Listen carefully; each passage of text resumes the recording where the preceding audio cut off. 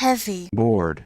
You can really feel that this is like her first book, which is like, I don't know, I feel kind of shitty saying that. But again, having read her later work, I think it's really, you can see her beginnings in this book. You can see the sort of seeds planted before the next book comes out. Yeah, I mean, I wouldn't say it's a bad thing to say. I mean, it's very common. Like, you have to start somewhere in that first book. Usually,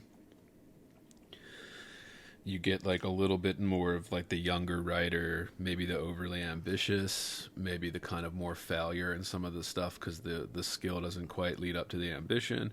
Not that these are, not that they're bad, right? I mean, most people just to be good enough to get your first book out. But you can see this with all writers, and this is why Sophie and I always encourage on this podcast to listeners, if you can find a cheap copy of like complete works, it's easier for poets because just like the books are shorter. So when you get the complete works, the big 600-page tome of like a poet's complete works or something, if that's ever like a deal, like $20 or under, I'll usually pick it up and just read from usually when they're edited like that, there's like they do it in chronological order for books that came out, like we did with Merwin and stuff like that. Listeners can go back and listen to that, but you see the growth like when you read somebody's books in order, all of them.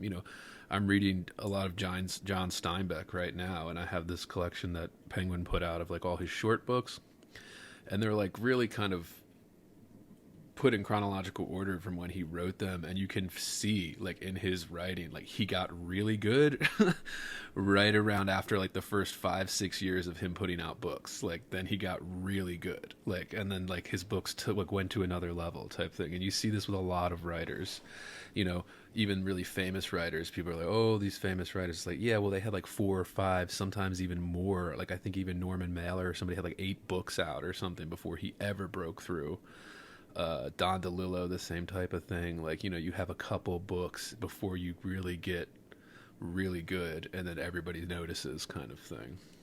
Yeah, and I would say, I mean, also there's a thing in poetry where I feel like first books tend to circle around the same few things, and that's also, you could say that of a lot of poetry, but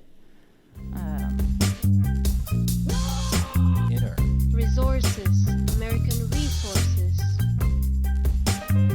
Being bored? Some activities are intentional, right? It shows such a lack of gratitude for life. Bored. I aspire to boredom, I should say. Bored.